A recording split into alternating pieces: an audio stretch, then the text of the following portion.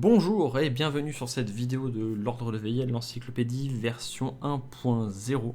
On en a fini avec les versions bêta, ce qui veut dire que je considère aujourd'hui que l'encyclopédie a au moins toutes les fonctionnalités que je voulais qu'elle ait à sa sortie. Donc merci à tous ceux qui ont testé, tous ceux qui m'ont aidé à débugger, tous ceux qui ont fait des propositions.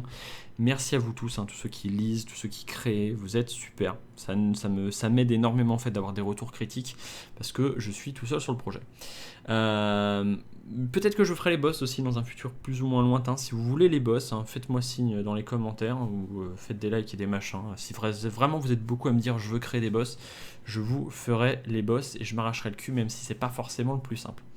Ceci étant dit, cette version, qu'est-ce qu'elle amène? Elle amène les variantes, c'est-à-dire la possibilité pour vous de créer des variantes du jeu, du chapitre 1, du chapitre 2, chapitre 3 avec le temps.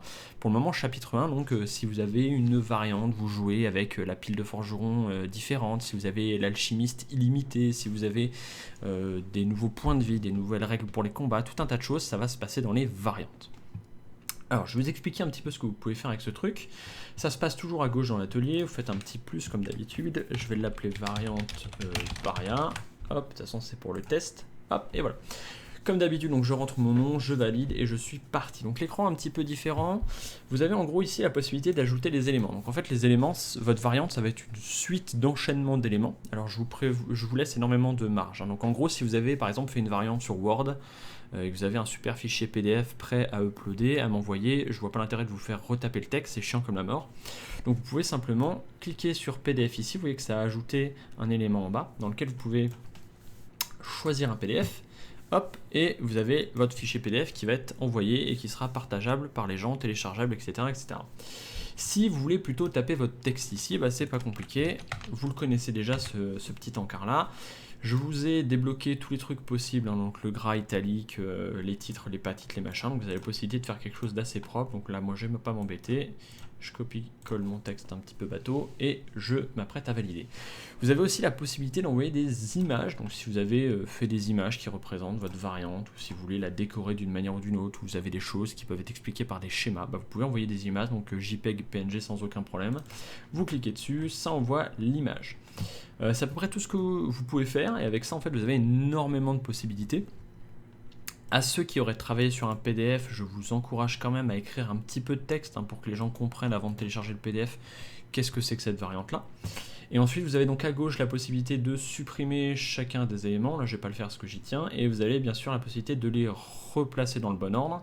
Donc là je vais remonter mon image et je vais la mettre tout en haut pour faire un peu classe, et je vais sauvegarder.